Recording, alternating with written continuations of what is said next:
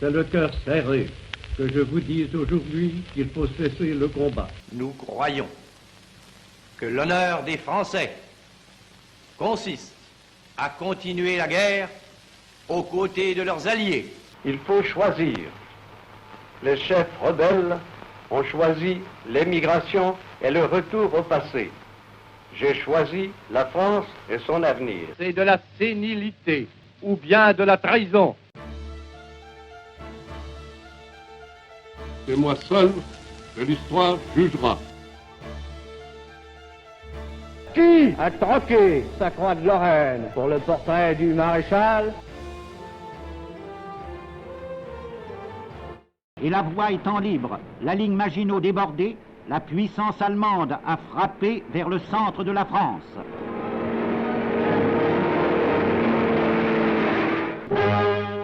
Et les armées sont arrivées à Paris. L'Allemagne triomphait vraiment. Ici, Radiodiffusion nationale de l'État français. Mesdames, Messieurs, Monsieur le maréchal Pétain, président du Conseil des ministres, vous parle. Français, à l'appel de Monsieur le Président de la République, j'assume à partir d'aujourd'hui la direction du gouvernement de la France. Sûr de la confiance du peuple tout entier, je fais à la France le don de ma personne pour atténuer son malheur. C'est le cœur serré que je vous dis aujourd'hui qu'il faut cesser le combat. Je me suis adressé cette nuit à l'adversaire pour lui demander s'il est prêt à rechercher avec moi, entre soldats, après la lutte et dans l'honneur, les moyens de mettre un terme aux hostilités. Que tous les Français se groupent autour du gouvernement que je préside pendant ces dures épreuves et fassent taire leur angoisse pour n'obéir qu'à leur foi dans le destin de la patrie. Le gouvernement français, après avoir demandé l'armistice, connaît maintenant les conditions dictées par l'ennemi. Il résulte de ces conditions que les forces françaises seraient entièrement démobilisées, que le territoire français serait totalement occupé et que le gouvernement français tomberait sous la dépendance de l'Allemagne et de l'Italie. On peut donc dire que cet armistice serait non seulement une capitulation, mais encore un asservissement. Or, beaucoup de Français n'acceptent pas la capitulation ni la servitude pour des raisons qui s'appellent l'honneur, le bon sens, l'intérêt supérieur de la patrie. Je dis le bon sens, car il est absurde de considérer la lutte comme perdue. Oui, nous avons subi une grande défaite, mais il nous reste un vaste empire, une flotte intacte, beaucoup d'or. Il nous reste des alliés dont les ressources sont immenses. Je dis l'intérêt supérieur de la patrie. Car cette guerre n'est pas une guerre franco-allemande qu'une bataille puisse décider. Cette guerre est une guerre mondiale. Si les forces de la liberté triomphent finalement de celles de la servitude, quel serait le destin d'une France qui se serait soumise à l'ennemi?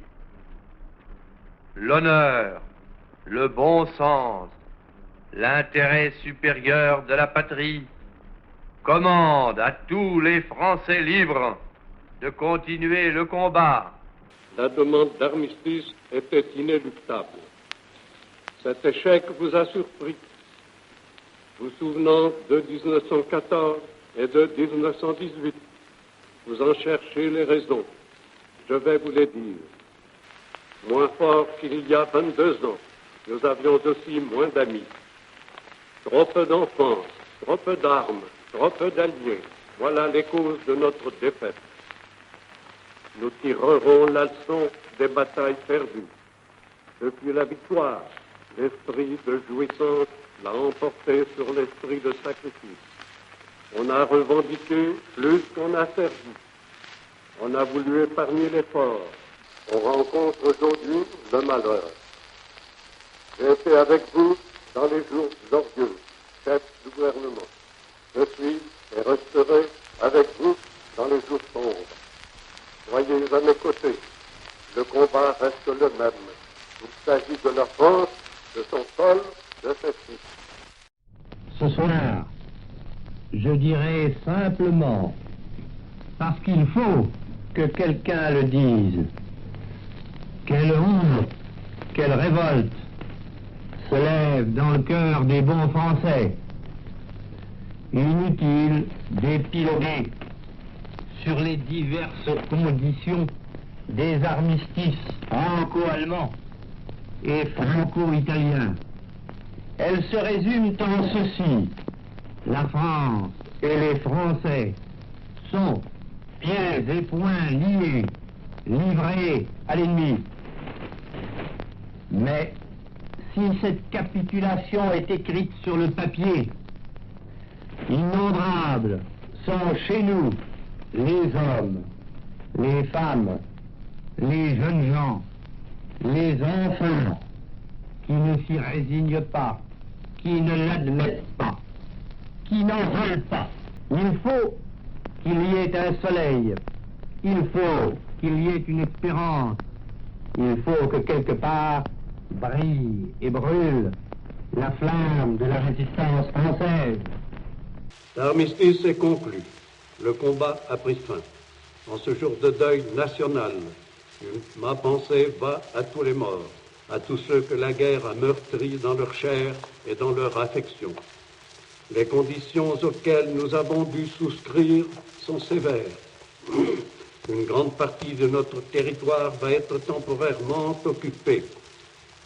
Du moins, l'honneur est-il sauf. Le gouvernement reste libre.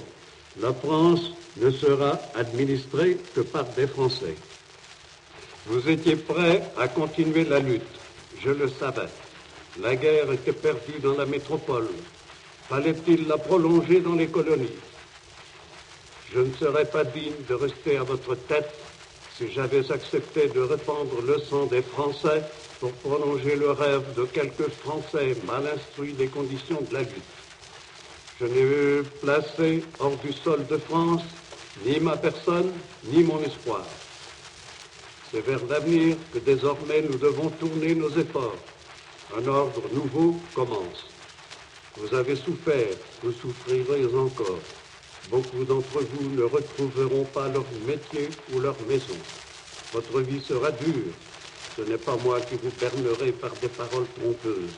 Je hais les mensonges qui vous ont fait tant de mal. La terre, elle, ne ment pas. Elle demeure votre recours. Elle est la patrie elle-même. N'espérez pas trop de l'État. Il ne peut donner que ce qu'il reçoit. Comptez pour le présent, sur vous-même et pour l'avenir, sur les enfants que vous aurez élevés dans le sentiment du devoir. Notre défaite est venue de nos relâchements. L'esprit de jouissance détruit ce que l'esprit de sacrifice a édifié. C'est un redressement intellectuel et moral que d'abord je vous conduis. Monsieur le maréchal, par les ondes, au-dessus de la mer, c'est un soldat français qui va vous parler. Hier, j'ai entendu votre voix, que je connais bien. Et non sans émotion, j'ai écouté ce que vous disiez aux Français pour justifier ce que vous avez fait. Monsieur le maréchal, dans ces heures de honte et de colère pour la patrie, il faut qu'une voix vous réponde. Ce soir, cette voix sera la mienne. On vous avait fait croire, monsieur le maréchal, que cet armistice demandé à des soldats par le grand soldat que vous êtes serait honorable pour la France. Je pense que maintenant, vous êtes fixé. Cet armistice est déshonorant. Et c'est du même ton, monsieur le maréchal, que vous conviez la France livrée, la France pillée, la France asservie, à reprendre son labeur, à se refaire, à se relever. Mais dans quelle atmosphère? Par quels moyens? Au nom de quoi voulez-vous qu'elle se relève? Prétendre que la France puisse être et demeurer la France sous la botte d'Hitler et le sabot de Mussolini, c'est de la sénilité, ou bien de la trahison, et c'est encore de la sénilité, ou bien de la trahison, que de prétendre que la guerre est une entreprise désespérée. Ceux qui le disent à la France, à supposer qu'ils le disent de bonne foi, prouvent qu'ils n'ont rien compris au monde tel qu'il est. Eh bien, puisque ceux qui avaient le devoir de manier l'épée de la France l'ont laissé tomber brisé, moi, j'ai ramassé le tronçon du glaive. Nous croyons que l'honneur des Français consiste à continuer la guerre aux côtés de leurs alliés, et nous sommes résolus à le faire. Pendant son séjour en France, le Führer a reçu M. Laval, ministre des Affaires étrangères, et le maréchal Pétain. Les honneurs militaires furent rendus aux deux hommes d'État français. Français, j'ai rencontré jeudi dernier le chancelier du Reich. Cette rencontre a suscité des espérances et provoqué des inquiétudes. Je vous dois à ce sujet quelques explications. C'est librement que je me suis rendu à l'invitation du Führer. Je n'ai subi de sa part aucun diktat, aucune pression. Une collaboration a été envisagée entre nos deux pays. J'en ai accepté le principe. À tous ceux que de nobles scrupules viendraient éloigner de notre pensée, je tiens à dire que le premier devoir de tout Français est d'avoir confiance. À ceux qui doutent, comme à ceux qui s'obstinent, je rappellerai qu'en se raidissant à l'excès, les plus belles attitudes de réserve et de fierté risquent de perdre de leur force.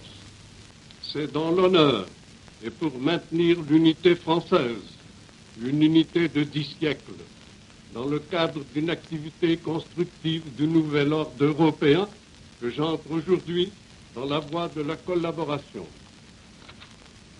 Ainsi, dans un avenir prochain, pourrait être allégé le poids des souffrances de notre pays. Cette politique est la mienne. Les ministres ne sont responsables que devant moi. C'est moi seul que l'histoire jugera. Je vous ai tenu jusqu'ici le langage d'un père. Je vous tiens aujourd'hui le langage du chef. Suivez-moi. Gardez votre confiance en la France éternelle. Nous proclamons que l'ennemi est l'ennemi. Quand l'Allemand est à Paris, à Bordeaux, à Lille, à Reims, à Strasbourg, quand l'Allemand et l'Italien prétendent dicter leurs lois à la nation française, il n'y a rien à faire que de combattre.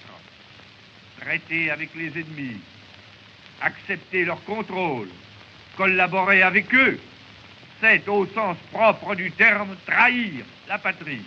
Français, le 17 juin 1940, il y a aujourd'hui une année, j'adressais mon premier appel à la France. Ma voix aujourd'hui s'est raffermie, car la France se relève.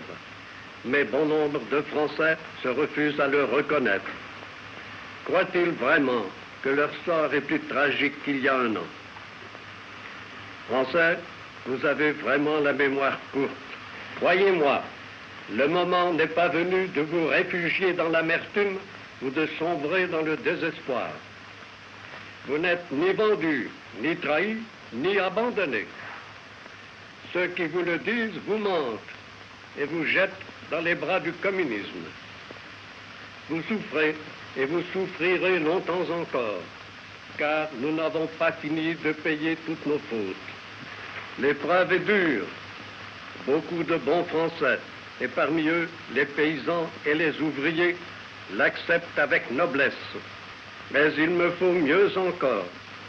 Il me faut votre foi, la foi de votre cœur, la foi de votre raison. Il me faut votre sagesse et votre patience. Vous ne les acquerrez que dans la discipline que je vous impose, et dont seuls les oublieux de notre histoire ou les adversaires de notre unité cherchent à s'évader. Rappelez-vous surtout que vous êtes des hommes, les hommes d'une vieille et glorieuse nation. Ressaisissez-vous, chassez vos alarmes, venez à moi avec confiance. Tous unis, nous sortirons de la nuit où nous a plongé l'affreuse aventure. À présent que la France leur a été livrée, l'ennemi et ses complices font tout pour la maintenir à terre et de répandre à satiété le refrain d'une France décadente et coupable, qui n'a qu'à se rouler dans la poussière de la servitude, suivant les objurgations du père la défaite de Vichy. À l'heure qu'il est, l'ennemi et les traîtres de Vichy sont en lutte ouverte contre le peuple français. Pour parvenir à lui imposer leurs exigences, il leur faut employer le plus atroce système d'oppression que le pays ait jamais connu dans son histoire.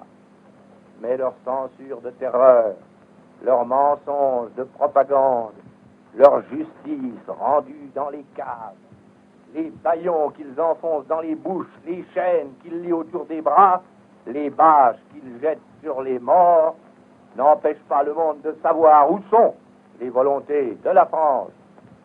Et quand les démocraties devront refaire le monde sur les bases sacrées de la liberté humaine, de la souveraineté des peuples et de la coopération des nations, alors on pourra voir aussi ce qu'est et ce que vaut la France. Français, nous avons, autant que personne, droit à la fierté nationale. Ce sont ces haines étrangères qui armèrent hier le bras qui a frappé dans le dos 2 officiers de l'armée d'occupation à Bordeaux et à Nantes.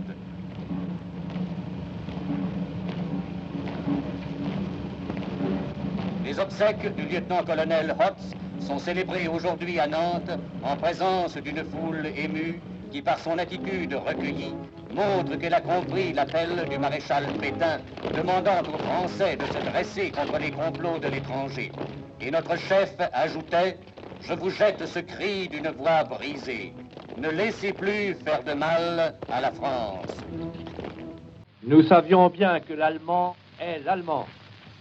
Nous ne doutions pas de sa haine ni de sa férocité.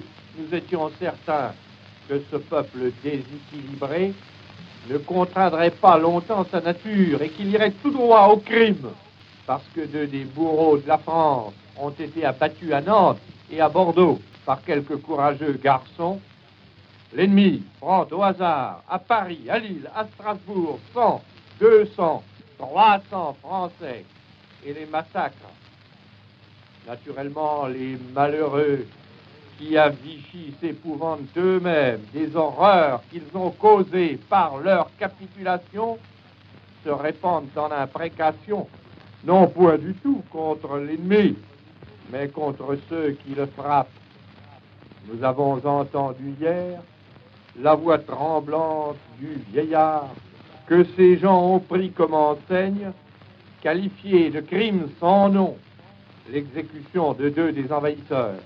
Il est absolument normal et il est absolument justifié que les Allemands soient tués par les Français. Si les Allemands ne voulaient pas recevoir la mort de nos mains, ils n'avaient qu'à rester chez eux et ne pas nous faire la guerre. Cependant, avant de pouvoir attaquer dans de bonnes conditions, il faut définitivement arracher toute autorité aux collaborateurs de l'ennemi. Vichy qui collabore avec les assassins, Vichy qui tient les mains de la France pendant que l'ennemi l'égorge, doit rencontrer dans tous les domaines l'opposition complète et incessante du peuple français. Tout ce qui est de Vichy n'a droit qu'au mépris public, à commencer, bien entendu, par le principal responsable du désastre militaire, de l'armistice déshonorant et du malheur de la France, le père la défaite de Vichy. Le ciment de l'unité française, c'est le sang des Français qui n'ont pas, eux, accepté l'armistice, qui, malgré Rotonde, continuent à mourir pour la France, de ceux qui n'ont pas voulu connaître, suivant le vers de Corneille, la honte de mourir sans avoir combattu. Nous connaissons le nombre immense des Français et des Françaises qui nous attendent avec ferveur.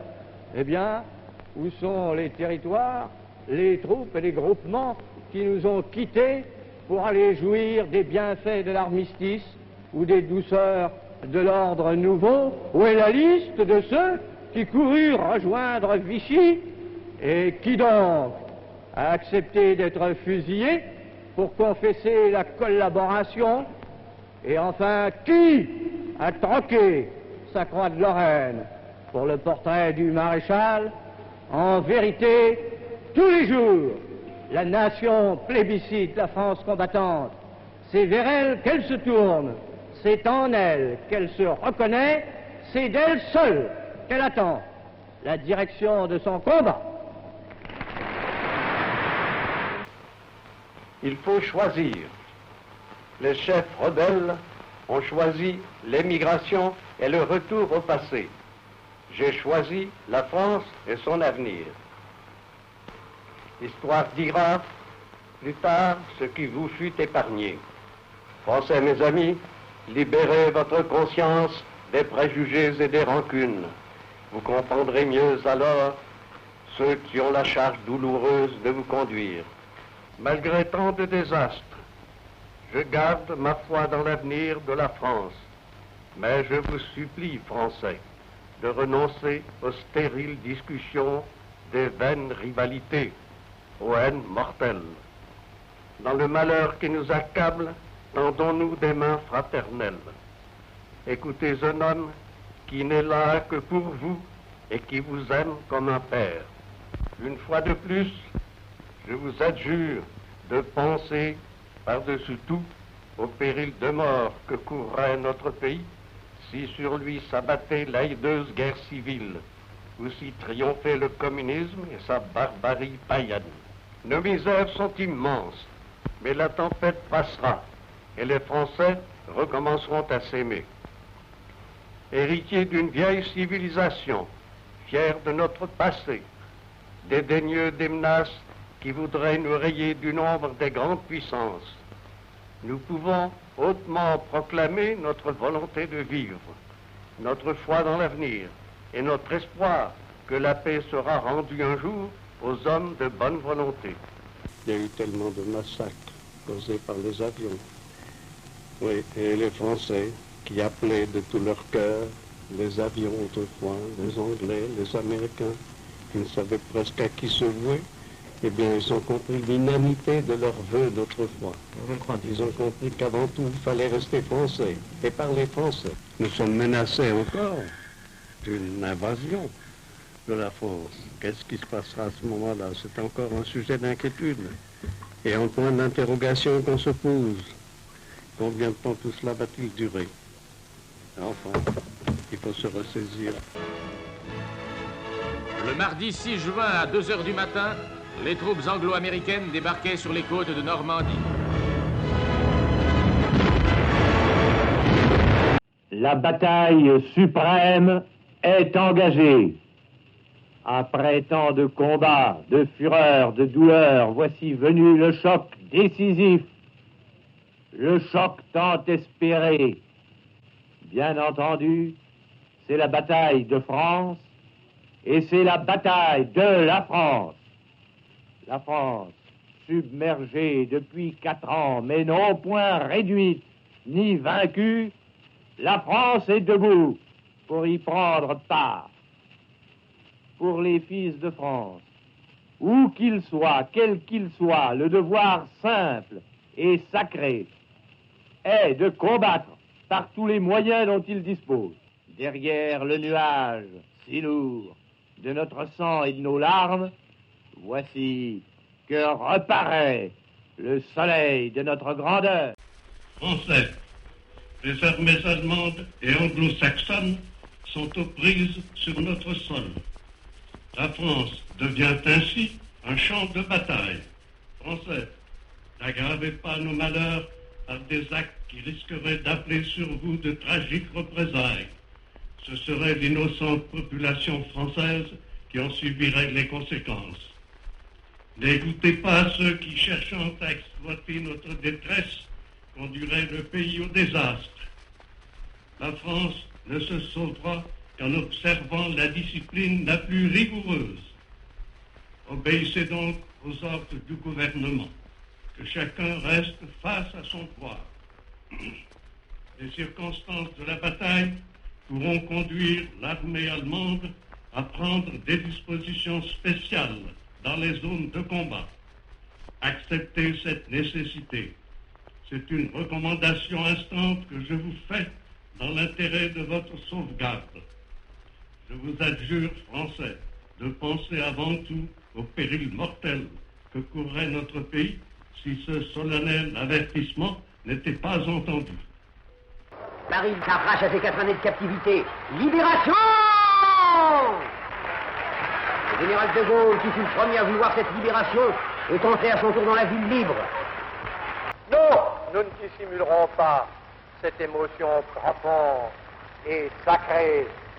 Il y a là des minutes, nous le sentons tous, qui dépassent chacune de nos pauvres vies. Paris, Paris outragé, Paris brisé, Paris martyrisé, mais Paris libéré, libéré par lui-même, libéré par son peuple avec le concours des armées de la France, avec l'appui et le concours de la France tout entière, c'est-à-dire de la France qui se bat, c'est-à-dire de la seule France, de la vraie France, de la France éternelle.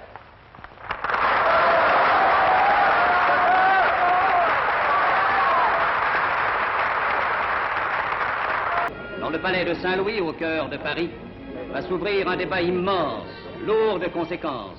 Et voici que Pétain entre dans la salle de la première chambre. Trop petite salle pour un si grand procès. Nous écoutons sa déclaration. J'ai passé ma vie au service de la France. Aujourd'hui, âgé de près de 90 ans, jeté en prison, je veux continuer à la servir en m'adressant à elle une fois encore. Le jour le plus tragique de son histoire, c'est encore vers moi qu'elle s'est tournée. Je ne demandais ni ne désirais rien. On m'a supplié de venir. Je suis venu.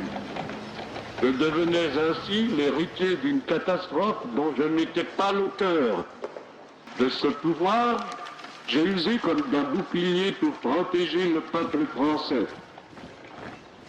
Pour lui, je suis allé jusqu'à sacrifier mon prestige. Je suis demeuré à la tête d'un pays sous l'occupation. Voudra-t-on comprendre la difficulté de gouverner dans de telles conditions? Chaque jour, un poignard sur la gorge, je vais lutter contre les exigences de l'ennemi. L'histoire dira tout ce que je vous ai évité quand mes adversaires ne pensent qu'à me reprocher l'inévitable. Pendant que le général de Gaulle, hors de nos frontières, poursuivait la lutte, j'ai préparé les voies à la libération, conservant une France douloureuse, mais vivante. À quoi en effet eût-il servi de libérer des ruines et des cimetières? Mais ma vie importe peu. J'ai fait à la France le don de ma personne. C'est à cette minute suprême que mon sacrifice ne doit plus être mis en doute. À votre jugement répondront celui de Dieu et celui de la postérité, qui suffiront à ma conscience et à ma mémoire. Je m'en remets à la France. Pétain est-il coupable? Quel sera le sort de Pétain? Les jurés ont parlé. Oui, Pétain est coupable. Oui, Pétain mérite la mort.